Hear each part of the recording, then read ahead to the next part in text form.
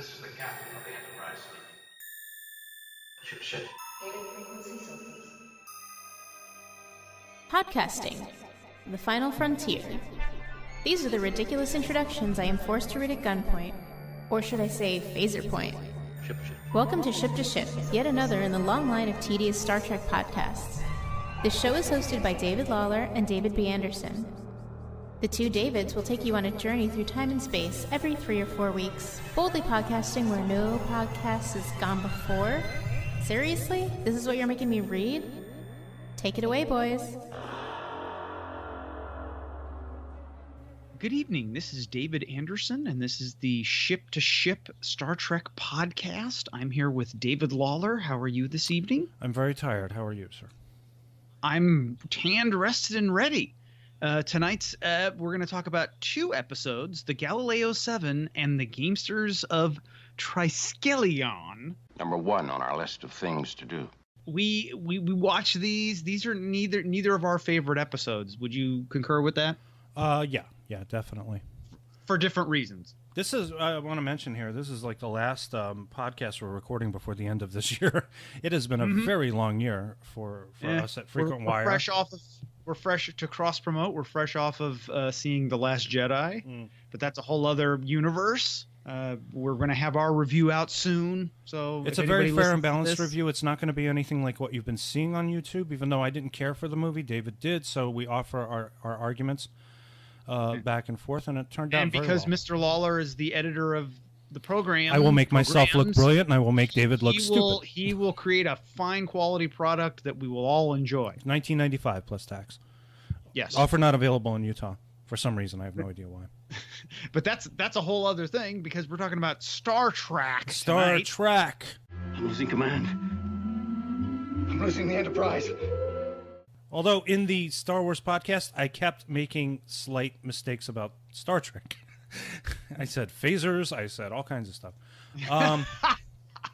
They fire phasers at the Emperor Star Destroyer there, and then the Enterprise comes out and hits Yoda.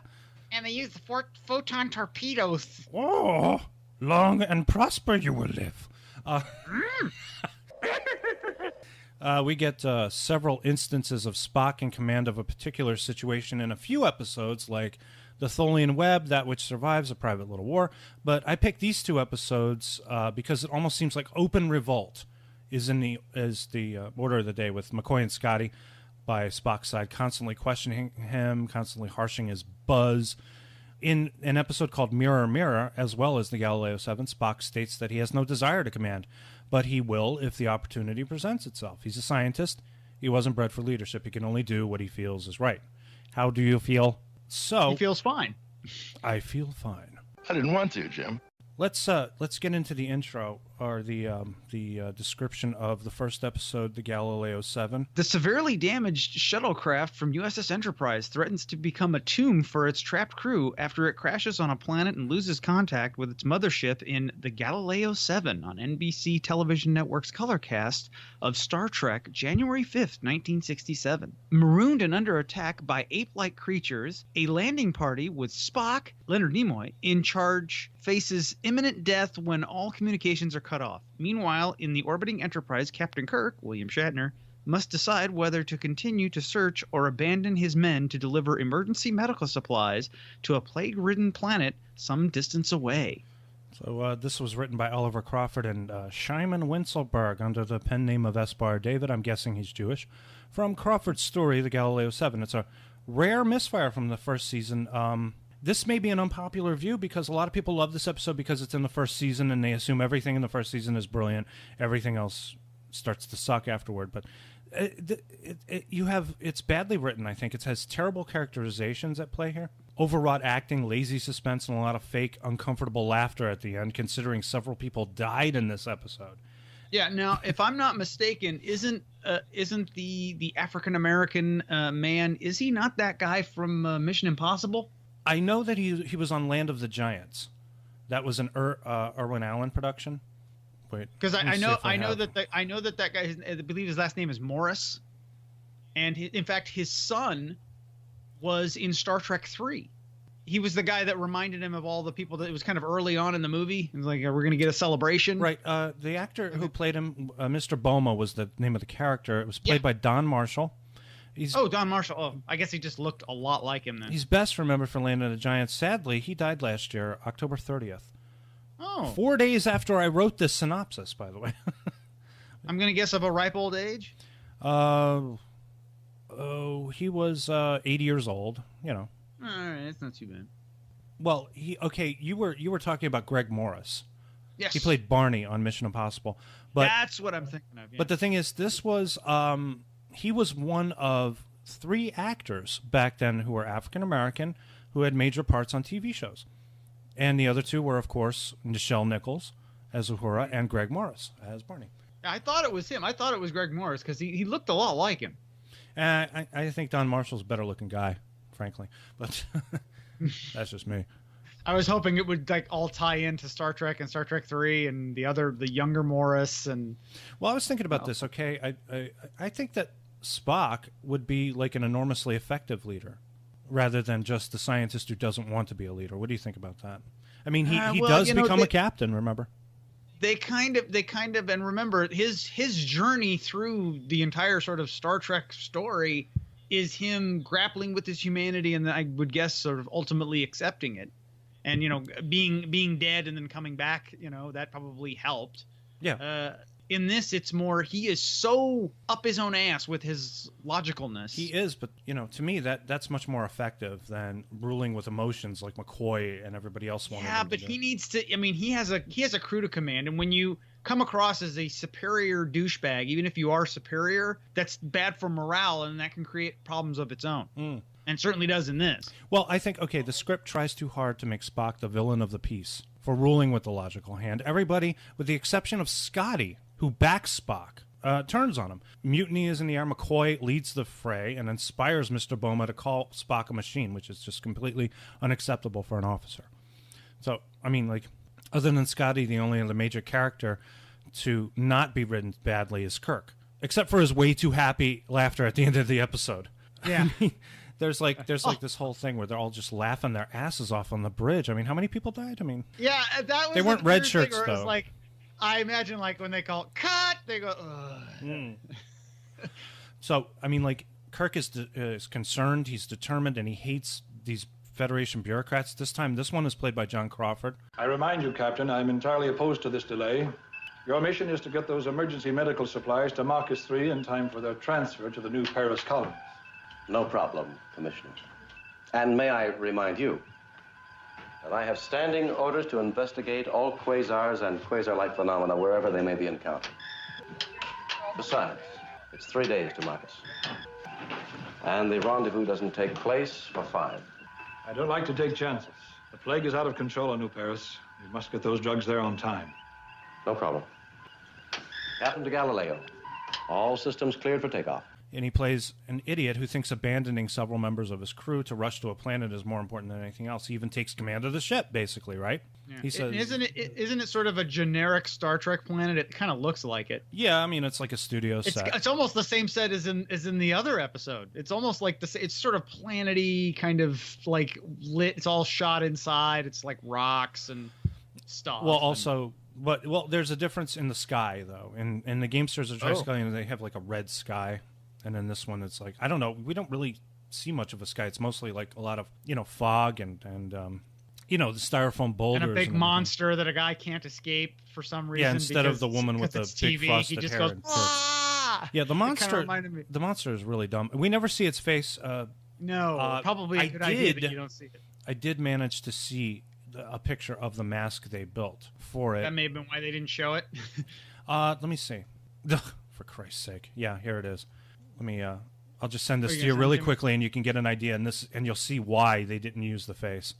All right. It has a very kind of reminds me a little bit of the rock creatures from Star Trek V.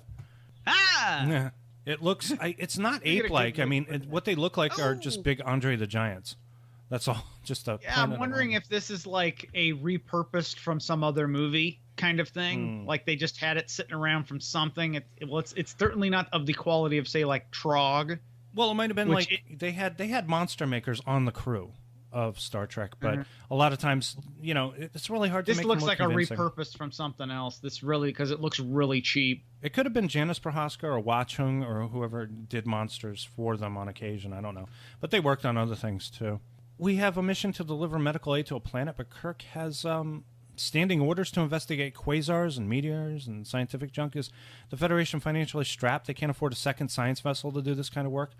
I mean, if we're in a hurry, we should take off. Otherwise, you're sending 3 senior officers, including your second and third command of the Enterprise, 2 other subordinates, a science officer and a yeoman, in a shuttlecraft to examine this Murasaki phenomenon. Why do we need so many people? Also, where's the bathroom on this shuttlecraft? Or do they all have empty Snapple bottles? But Well, I mean, he's Vulcan. He probably doesn't even go. Vulcans do not pee. Vulcans conserve their urine instead Yeah, of why do you think he's so like uptight? He's like literally he's constipated in every way, physically and emotionally. And we also kind of know what's going to happen before it happens. We know the shuttlecraft is going to get messed up in the storm. They'll have to land on an alien, dangerous planet. And we know Spock is in charge. We know John Crawford's a dick. But the story has this 10 little Indians aesthetic, so the only suspense that we have is in waiting to see who dies next. Who will it be among the subordinates? It's not going to be any of the featured players. So it's like Friday the 13th. It's like a Friday the 13th movie, complete with these POV shots of the aliens getting closer and closer. But they don't lose a lot, do they? I mean, maybe it's because one guy of the gets length of the episode. One guy gets an enormous arrow in his back, and it's really kind of funny because he just screams. He just goes, "Ah!" And then he falls off the thing.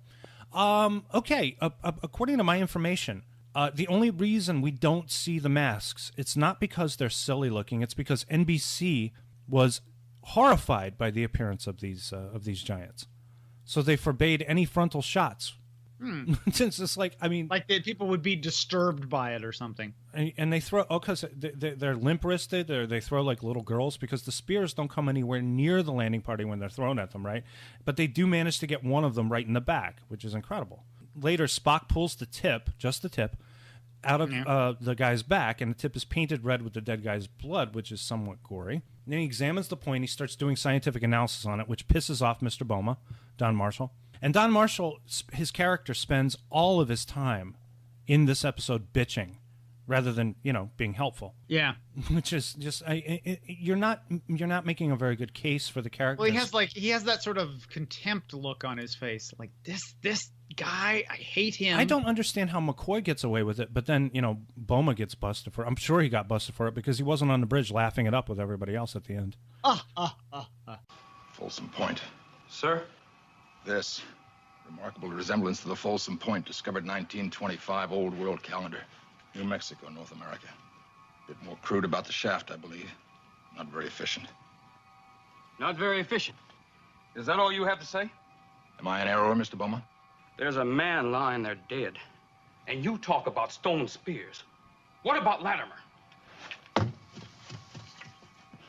My concern for the dead will not bring him back to life, Mr. Bowman. Mr. Spock, in the interest of efficiency, you don't think we should leave his body here? Bringing him back to the ship should not interfere with our repair efforts. If you need assistance, We'll do it. And according to some not fan fiction, but like a novel, there was a novel, an approved official Star Trek novel written that said that Boma faced disciplinary action for his activities on the planet. Get a life, will you, people? But McCoy is like watching him. Okay, the thing about McCoy and Spock here, McCoy tries to psychoanalyze Spock. Coin a phrase. Fascinating. As the leader. And we can tell that McCoy's watching him like a hawk throughout the episode, waiting for the right time to assassinate his character. And the way he and Boma push and prod at Spock, I got to give Spock props for not knocking them on their ass. This is the problem. This is one of the logical problems I have with the story. The only reason they're riding him is because they know he won't retaliate. He won't bring himself down to their level, which indicates bigotry and prejudice. So they're kind of using his logic against him. And now, if I remember correctly, they're basically waiting to charge up the Galileo with like a phaser or something. Yeah, they come up. See, that's a clever idea. They say, okay, the only way to refuel the tanks is to use the energy from our phasers, but the phasers are their only line of defense against these enormous creatures. So Spock has a very difficult decision here to make. So he's like, here, okay, take the phasers and start filling it up. We'll just try to keep guard and we'll try to be cool. But still, they're still busting his balls. And it's just, this is not professional behavior. I hate to use the word. I think it's a bit overused, but in a kind of armed forces, Army, Navy, Starfleet type of way, this is completely unprofessional behavior on their part. I think Spock has everything right. And what's more, they're trying to make this point that really bugs the shit out of me. And you brought it up a little bit earlier on your side of the argument. We need logic. We need cold, rational logic. We need science. We need research. We cannot afford to go nuts. We can't afford to be emotional. And this is kind of reminds me of exceptionalism in a way, because McCoy is like, he even says, at least let us die like men, not machines. I mean, like, what the fuck? That's kind of a stupid thing to say in this capacity. If you want to have a debate over science versus emotion or something, that's fine, but not while we're fighting for our life on this planet, don't you think? Well, again, it's like logic is the first choice, but you also, it's always about, like, you got to understand not everybody's logical. Well, no, everyone is. No, everyone is logical. Well, everybody has their own warped logic. How do we do? No, I mean, how do we do things? Logic is really just a means to an end. That's another issue I take with the Vulcan characterization and how Vulcans were written and how they still kind of are, because everybody thinks it's a big deal. It's all about logic. Logic is how you and I live our lives every day, right? We're tired, we go to bed. We're hungry, we have something to eat. We're thirsty, we have a drink. That's logic, Illogic would be, I'm hungry, I'm going to go to bed. I'm thirsty, I think I'll slam my head against the wall. That's illogic. But how we rule our lives is logical. So, but it's not. It's not a way of life. In interpersonal relationships, some people are illogical, and they're all about, like, it's all about their feelings. But you can also, and you have to remember, not everybody is functioning as well as you are, and you have to be aware of it. You have to be aware of how everybody is doing, because it is almost logical to understand not everybody's logical. Yeah, but do you feel in this case that they were right for busting Spock's balls over his illogic? No, well, no, but I also think that he was perhaps wrong in not understanding that they were being somewhat illogical in busting his balls. Well, they damn him for not letting his emotions get in the way. They want him to flip out for some reason. I have no idea why. You know what? You put people in an extreme situation, they start acting weird. And also, okay, the reason that Scotty doesn't participate in this revolt is because, being third in command on the ship, he understands the problem Spock is facing. So he also knows, as a human, nobody would bust his balls about it. If anything, Scotty has human privilege. Perhaps, yeah. But he even tells them, he says, shut up. He says, that's enough. He doesn't want to hear any more about this, because he knows that, when you're third in command, you're responsible for your crew.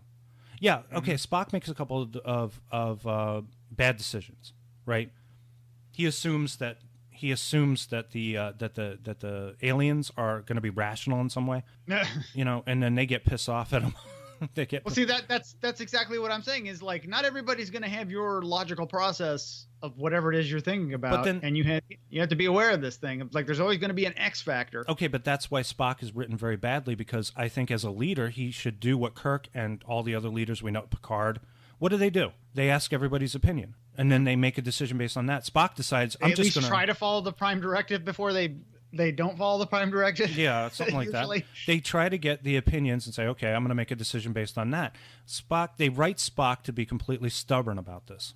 And it doesn't make any sense to me. You got to be like Patrick Swayze in Roadhouse, You got to be nice until it's time to not be nice. They used to fuck guys like you in prison. Yes. Anyway, so we're only, like, how many episodes in? I think a dozen, maybe 15 episodes. And yeah, you can tell because Shatner's hair is of better quality. It's less falling out. It's less piece. We need a jingle.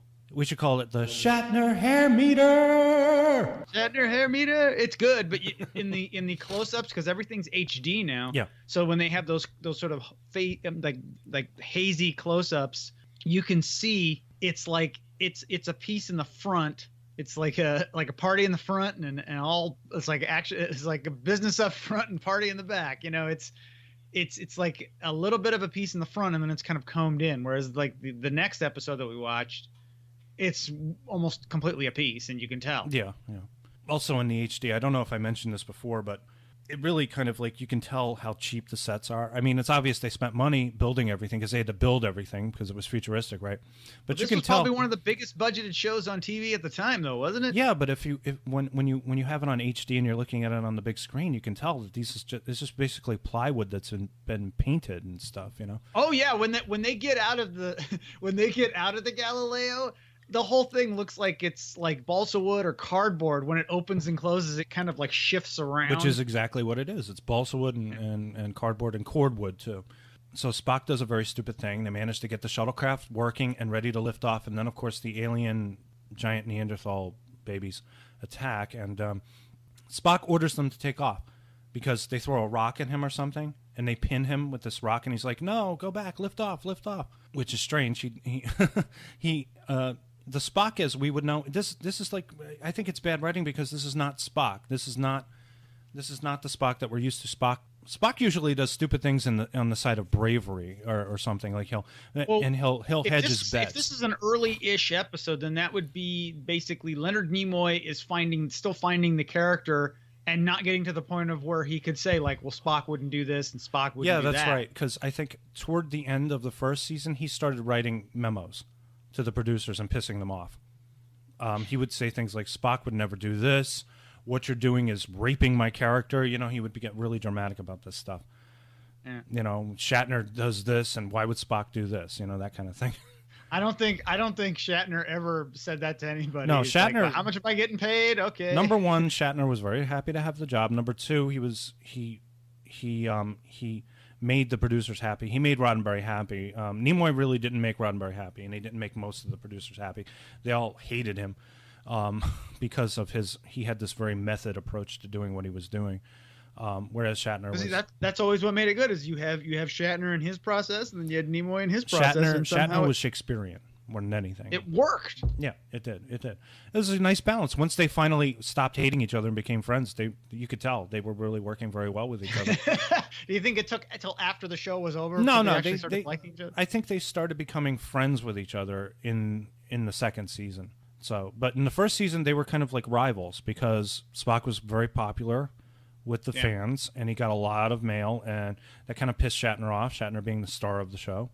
So, but they managed to rectify that situation before the show ended, and they were buddies all throughout the 70s, and they were buddies, but, you know, Nimoy did annoy them for the motion picture because he didn't want to be in the movie, and they had to beg him and all this stuff. I mean, what is Star Trek without Spock, you know? Well, he was able to play that card and became a director. I mean, he owes Spock everything. I mean, he wrote 2 books. Like, he wrote one in the 70s called I'm Not Spock. Yeah. And then he wrote another one called I Am Spock. I Am Spock. Because he realized he is Spock and Spock is him. It's symbiotic. He owes Spock pretty much everything, and he kind of came to peace with it. Right. Okay. So, and then we get to the next illogical act, which is the one that they all ride him for at the end of the movie.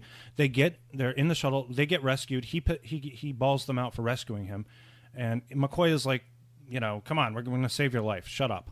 And then he says, and then they say that they're only going to be able to have one orbit within the shuttlecraft. So Spock gets the idea to jettison the fuel and ignite it. Galileo to Enterprise. Galileo to Enterprise. Come in, please. Galileo to Enterprise. Come in, please.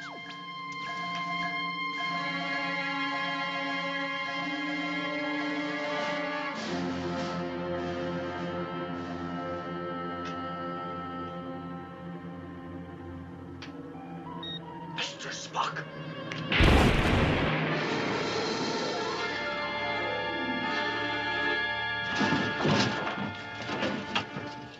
What happened? He jettisoned the fuel and ignited it. We need that fuel to maintain orbit. Are you out of your mind? Perhaps, Mr. Boma. How long have we got now, Scotty? The orbit will start decaying as soon as the fuel's exhausted. Say 6 minutes. And meanwhile, on the Enterprise, what's going on is Kirk has to deal with this asshole who tells him, you know, you're on a timer and you only have so many minutes left, and then I'm taking over, and we're going to this planet to do whatever we have to do and fuck your crew, basically. So Kirk is like, all right, let's go really, really slow, Sulu, okay? Space normal speed. He's like, space normal? And he's like, you heard me. Space normal. And also keep scanning that fucking planet over there. So... And it's a good thing they were, because Spock's like sort of idea to like sort of create like a flare. Yeah, and it's a good idea. Dude, Scotty says it. You know, he's after like... they figure out what he did. Yeah. At first they're like, Spock, why'd you do that? What the fuck's wrong with you? And then suddenly Scotty's like, a distress signal? And he's like, oh, it's like lighting up a flare. It was a good gamble. Perhaps it was worth it. They just barely make it. They're about to burn up in the atmosphere. But then Spock immediately earns McCoy's respect for doing that. Because McCoy saw it as an irrational move. And he tells Kirk about it later, and then they're on the bridge. And Kirk says, now, wasn't that like an emotional reaction? Don't you say that it was an emotional? He's just like, no. I was just, I determined that the situation was hopeless, and I decided to do this. And it's like, is it because it was a desperate act? Like for some reason, desperation. I can think that through completely unemotionally. Like, you know what? Throw this a Hail Mary pass, but it's the best of shitty decisions. Yes, absolutely. That's exactly what it was. It was a Hail Mary. It's completely logical. You don't need it was a desperate act, maybe in the larger picture, but as far as an emotional response, it certainly wasn't. Right. And so they all get a nice laugh. And they're like, He's like, Mr. Spock, you're a stubborn man. I examined the problem from all angles, and it was plainly hopeless. Logic informed me that, under the circumstances, the only possible action would have to be one of desperation. Logical decision, logically arrived at. I see. You mean you reasoned that it was time for an emotional outburst? Well, I wouldn't put it in exactly those terms, Captain, but those are essentially the facts. You're not going to admit that for the first time in your life, you committed a purely human, emotional act? No, sir.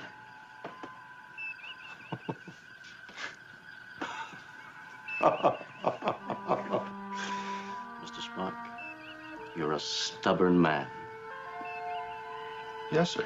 So they have a nice chuckle, but I want to note here. Okay, now this is a good subject for debate, if you wish. All right.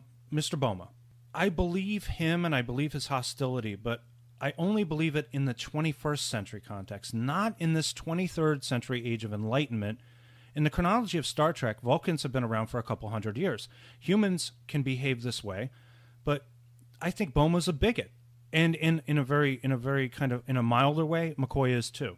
Styles, you remember Styles from Balance of Terror, the Romulan episode? He was a bigot against Vulcans because they look like Romulans, remember? So you're saying that because we've been around aliens for that long, we shouldn't be bigoted towards them? Well, I mean, how come Kirk is always making this speech about how there's no bigotry or prejudice anymore in the 23rd century? Obviously there is. If there's humans, there's bigotry. All right, but we're not gonna change. Yeah, but the thing is, that short of time, the bridge crew doesn't treat Spock this way, you know. Well, it's because they know him. You get better about this sort of thing. When you hang around, maybe he hasn't hung around a lot of Vulcans, or maybe he had a bad experience with a Vulcan. They didn't want to, so he's like, oh no, not another one. But this was bigotry, though. You do see it as bigotry. Yeah, sure. I just want to put that out there because Roddenberry and then people after him who worked on the show always had this very arrogant attitude about 20th and 21st century people, about how bigoted they are and how we got to move past that to get into the 23rd century, which I agree with completely. I absolutely agree with that. Yeah, but there's always like fighting and wars and Picard on. Was probably the worst of them because he would always get in these digs about how people in the 20th century are idiots. Well, wasn't McCoy in Star Trek 4? They're still using money. They're still using money. Oh, and Kirk actually says this is a primitive paranoid culture. And I think he's talking more about 2017 than he is about 1986, because I think we are more primitive and more paranoid these days. Well, dumbass on you. Every group is paranoid now. Blacks are paranoid. Women are paranoid. Now, with so many attacks on the white male reality, if you will, white men are starting to get paranoid. I mean, people are incredibly paranoid. It's even invaded Star Wars, damn you. You are now listening to Ship to Ship, a Star Trek podcast, with David Lawler and David B. Anderson. Boldly podcasting, where no podcast has... I'm not reading this. I'm not. Where's my coat? I'm getting out of here. I hate it here. Okay, that's all I got on Galileo 7. Anything else? You want to move on to the Gamesters of Triskelion? Gamesters of Triskelion? Triskelion. Now we move on to an episode that, while not great, at least makes more sense than the Galileo 7. This is where you start to hear the Star Trek cliches about seducing green women. Though Angelique Pettyjohn is by no means green, she isn't terribly bright, and Kirk uses his smooth talk to seduce her. Of course, I'm talking about The Gamesters of Triskelion, written by Margaret Arman, who would later write The Paradise Syndrome, which was the episode that we reviewed about Kirk becoming a big Indian medicine chief. I am Kirok. Yes. It's a dumb episode, yes, granted as fact, but it's also a lot of fun and doesn't gut-check you with messages and commentary on xenophobia. The fun part comes a little later in the episode. Captain Kirk, William Shatner, Lieutenant Uhura, Nichelle Nichols, and Ensign Chekhov, Walter Koenig, vanish during the transporting process and find themselves prisoners of highly developed masses of brains without bodies in... I'm sorry. That sounds weird, and it is. It still sounds fucking hilarious. And when you see it, 200 it's really Quatlus on the newcomer. Okay, let's see. In Gamesters of Triskelion on NBC television network Star Trek Colorcast, Friday, January 5th, Joseph Ruskin and Angelique Pettyjohn guest star. The three are forced down on a planet of slaves called thralls who exist slowly for the benefit of brain masses called providers, whose only diversion is to watch and gamble on combat to the death among humans. Galt, Ruskin, the master thrall, assigns drill thralls to train 3 officers for combat. Shauna, Miss Pettyjohn, is assigned to Kirk and falls in love with him, of course. Like you do. Kirk challenges the providers to a daring wager. Ah, yes. This is... And I gotta say, about what she looks like one of those fembots. Like she's got like the... Oh, definitely, yeah. But like the sort of the silver boobs. But remember, kind of they were on. influencing the look.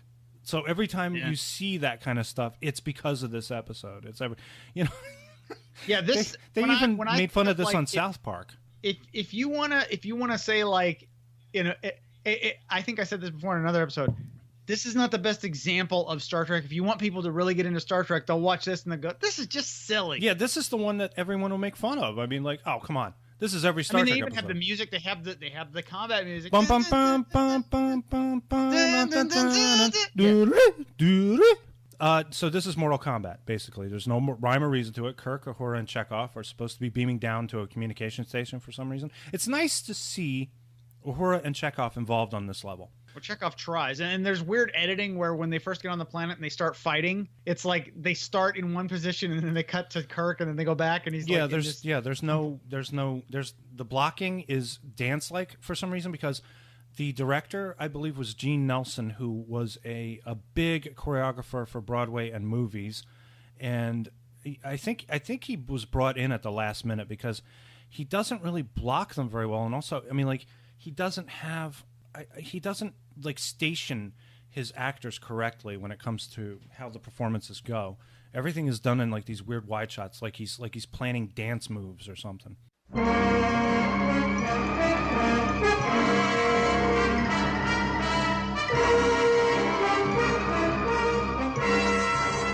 Captain's log, stardate 3211.8. While beaming down from the Enterprise to inspect facilities on Gamma 2, the normal transporter sequence has been interrupted, and we find ourselves on a strange and hostile planet surrounded by creatures belonging to races scattered all through the galaxy. Excellent, Captain Kirk.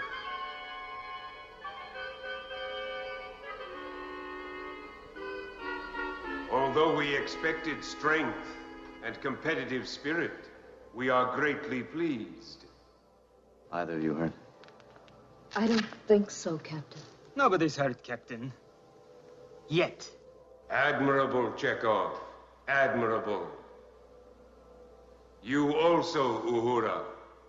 Your spirit is as great as the captain's. I can see you will all prove invaluable here. I am Galt, Master Thrall of the planet Triskelion.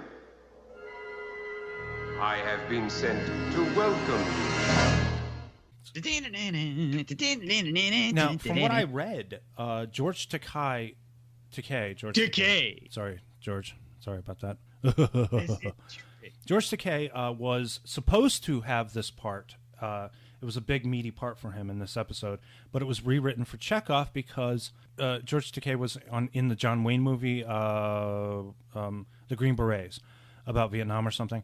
It was like a really bad Vietnam movie that John Wayne directed, and his schedule had ran overtime, and they even he even went to John Wayne and said, please, can you release me for 1 week so I can go and do this? Because he really wanted to do this episode. Because Sulu never really got any episodes where he could shine. I mean, he had the one time when he was wandering around. But the thing is, he probably made more money on that John Wayne movie than he made on Star Trek. Oh, probably, yeah. But Wayne was like, no, George, we gotta use you for the next shot. But John, please. But John. So Chekhov got the part.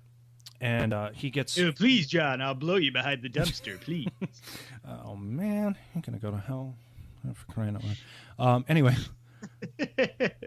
I'm debating whether I should keep that in and add the Takei laugh now that that's... So that's why Uhura's involved, because it's a communication station. But instead, they get beamed off their own transporter pad, sent halfway across the galaxy to what Kirk calls a trinary system because of 3 stars or suns he sees in the sky. Next thing you know, they're in the middle of the combat and they have to fight, and they do quite well even when they're outnumbered. Oh yeah, I want to say when they first take them, because they're getting beamed down, but then they get taken before they can get beamed down, and they make that sort of weird sound. Yeah, it's like a bonk. Bum bum bum bum bum ba-da. Yeah. And they don't land on their feet either. They land on their asses for some. Kind of like Terminator, they just. So, okay, problem is the NBC press release kind of spoils the episode. See, Kirk, they each get their trainers. Uhura gets this big guy who tries to rape her, apparently. I can't really tell what's going on. Well, but then Chekhov gets this big woman that tries to rape him. Well, it's Chekhov gets a strange... did they mess with her voice, or was that a dude? Or I don't even know. No, it is a lady. It is a lady. It is a lady. I promise did they you mess it's a with lady. her voice, or was she just has a deep voice. You know, I mean, some ladies have deep voices. It kind of creeped me out a little bit. And also, she's like, my name is Tamul.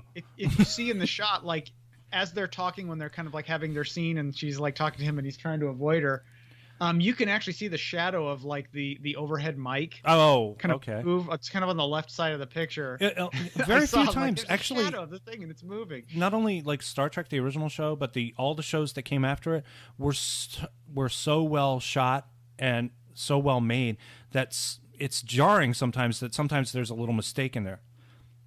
Next Generation would often see boom mic shadows, and you would see light stands. You know, and it's weird because it takes you out of the reality when you realize when someone's getting into a turbo lift, you can see part of the light stand as the doors open. You're like, wait a minute, you're not supposed to do this. It's supposed to be lit on its own. What are you doing?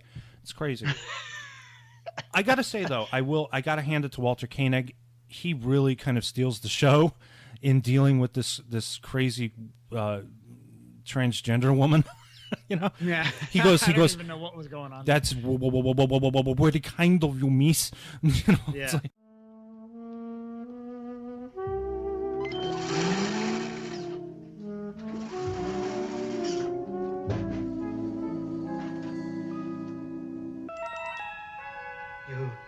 You have been selected for me? No, I am only your drill thrall. I have brought you nourishment. It is a nice name. Chiku. Chekhov. Chikuf. It is a very nice name. I am called Tamun. Oh, pleased to know you, miss. You are a fine specimen. I like you better than the others. I will instruct you well, so my provider will take you. That's very kind of you, miss, but... If my provider is pleased, we may even be selected for each other.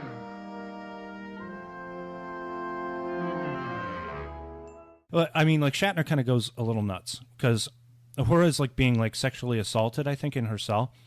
He's like, Lieutenant, are you all right? What's going on with Lieutenant?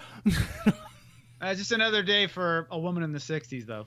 Yeah, it's really quite disturbing. But then we kind of get back to the fun, and after rape, we're going to get into some fun now. After the attempt, he's like, it's not permitted to refuse your selection. I mean, what are you supposed to do? What are they, breeding stock? Are they going to be breeding these people? Yeah, that's what they say. So, we're matched up, and we're something like that. Okay, so the whole plan is that you have these disembodied brains that abduct people from other worlds and make them fight in combat games, and they bet on the outcome. And they look like big ass like Starburst chews or something, and they kind of do. They look delicious. I feel like there's like lime and there's like gummy bears red. or something, and they kind of like don't they have kind of like, do they pulsate have, like, too? air in them, and they kind of they pulsate. Fluctuate. Yeah, they pulsate. Kind of like whoa. Wow. So in the middle of this, and in keeping with the theme of our show tonight, we have Spock in charge. Again, but this time he's on the ship. And McCoy is up his ass almost immediately because he has all this stuff around him. He's not as abrasive, but he's still damned annoying here. And I just think it's lazy writing. This is the writer saying to herself, oh, well, I'll just pad it out with argument scenes between McCoy and Spock, but that's not enough. Scotty gets in on the action as well, surprisingly, considering that his allegiance to Spock in Galileo 7, right? Mm-hmm. So when you have very few options, the craziest option makes sense. Spock wants to, what does he want to do? He wants to try and trace, he tries to trace the transporter beam. Meanwhile, they just think you should scan the planet. Just scan the planet, Spock, even though he's done it a few times. So they think they're out of their mind. They think he's out of their minds. He's out of his mind, sorry. Jeez. Okay, I'm tired. Anyway, so you have, on Triskelion, you have a society forced into brutal slavery, gladiator games, and you have gambling, which occurred during those times as well because they didn't have cell phones. These are bored brains with nothing to do, but apparently wield incredible powers.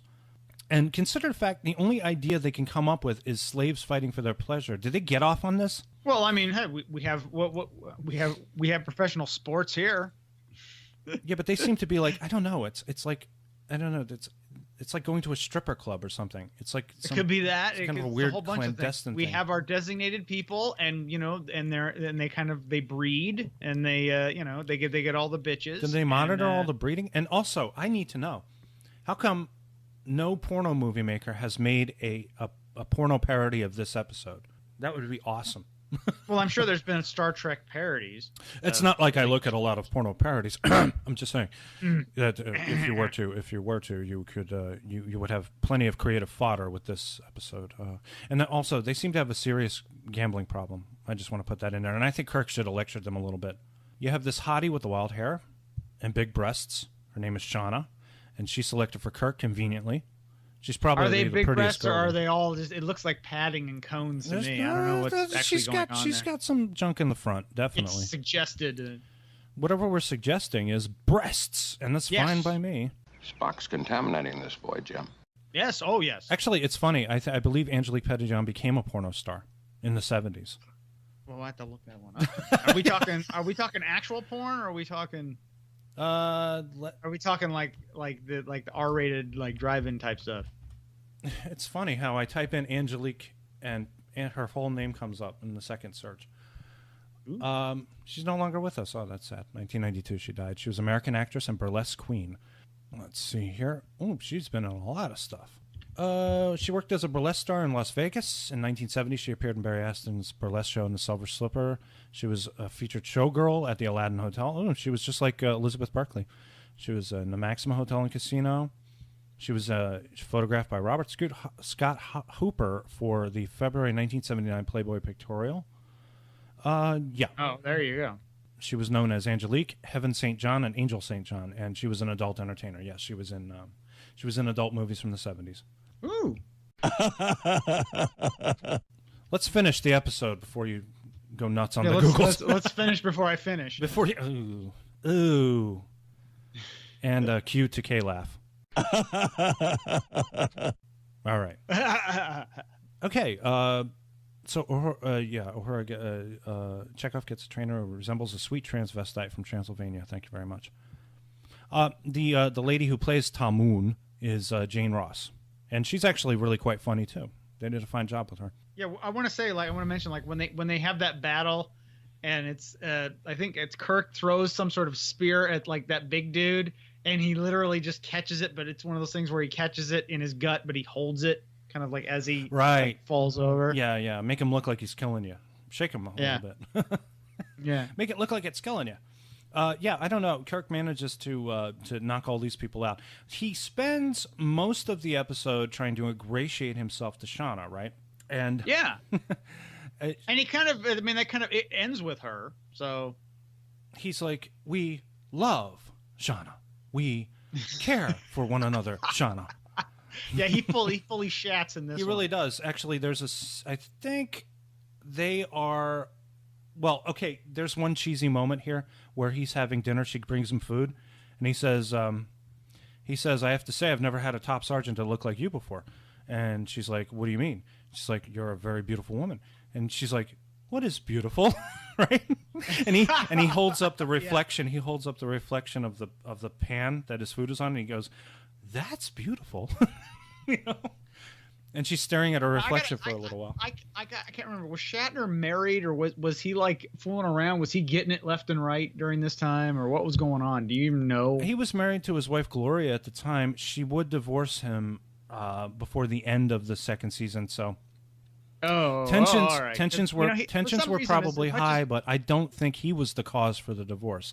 I think it was alienation of affection on her part, actually. As much as we like to rip on Shatner, he seems like the kind of guy that's a loyal. I mean, he's always getting married, so he seems like a loyal guy when he's married. Anyway. Yeah, he did like date. It's funny in the These Are the Voyages book for season 3, written, I might add, by Mark Cushman and Susan Osborne, who co-wrote an episode of Star Trek Continues, which is something that me and David are going to talk about later.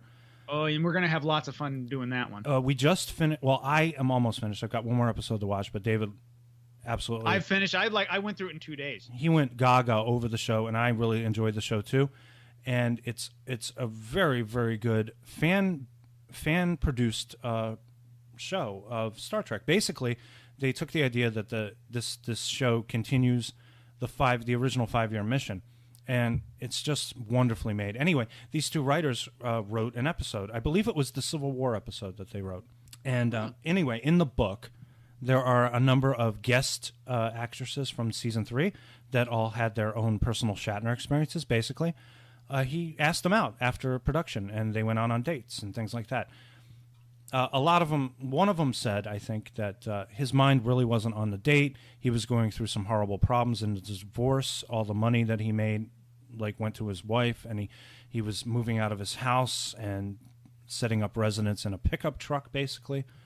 Yeah. You know, and so he was not really, maybe he just wanted to go out and have a good time, and that was it. But he wasn't, having a good time, apparently. Well, he was like a damaged man that they could fix.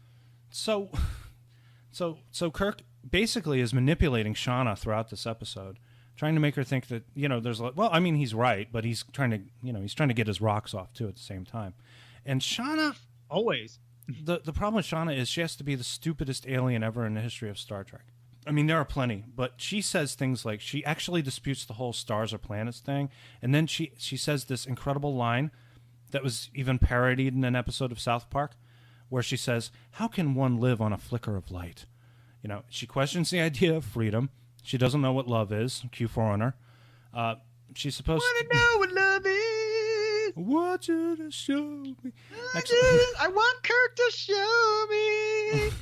I don't know. For some reason, I have Michael McDonald in my head. Because want to know what love is. No, I was thinking about this song. I keep forgetting, not in love anymore. Shine sweet freedom, shine a light on me. Okay, all right. Little Michael McDonald there. Thank you. So Kirk is confusing the hell out of her, and she's supposed to be a skilled fighter with cat-like reflexes, but she drops her guard long enough for Kirk to cold cock her. Don't laugh. In the face. Ooh. And Kirk punches a woman in this episode right in the face. Well, sometimes you got to do it. Well, he could have chopped her on the shoulder. That's what he usually does. Karate right? chop.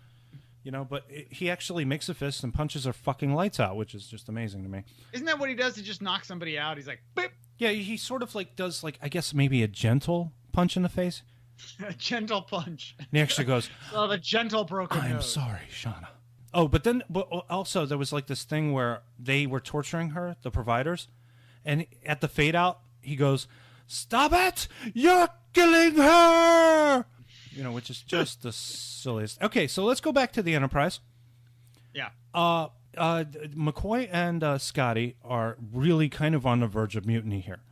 And so finally, Spock lays down the law. And this is weird because you have a better written Spock and a better written Nimoy performance.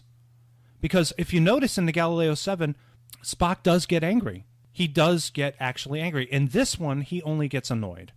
He gets a little bit annoyed, and I think Nimoy handles it better. I think the writer handles it better than those two did in the previous episode. Well, again, we talked about some more the evolution of the character. Yeah. Because remember, like there are different versions of Spock. You have the original pilot Spock, where he's like almost jovial, he's smiling and doing things. Yeah. Then you have the new pilot. We talked about this. Of you have angry. You have angry, cranky yelling Spock. Too. He's yelling. He yells a lot in that one. And then in Galileo 7 you have slightly less angry Spock, and then in this you have fully logical. Yeah, he's completely in control of the character. He knows what he's doing now. Yeah. But it's he's much more confident here. And McCoy gets a funny line. When Spock actually asks him if they want to mutiny.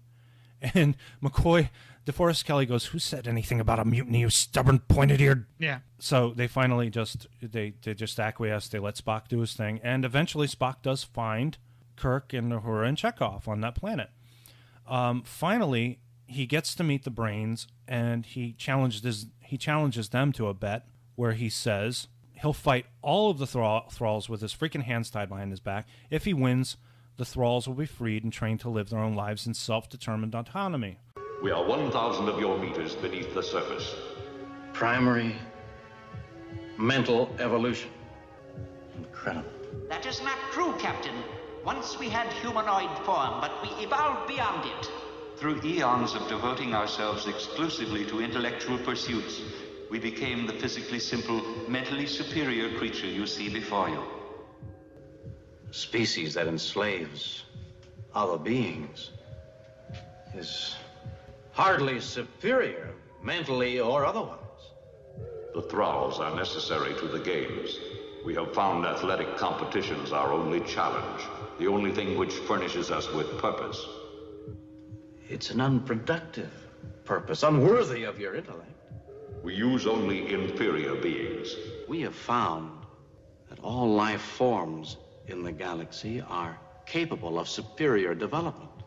Perhaps you're not as evolved as you believe. Now, how does he know that the brains won't go back on their bet? They don't seem to have a decent credit history. Because it's Star Trek and it all makes sense. And that's your answer for everything. It's Star Trek.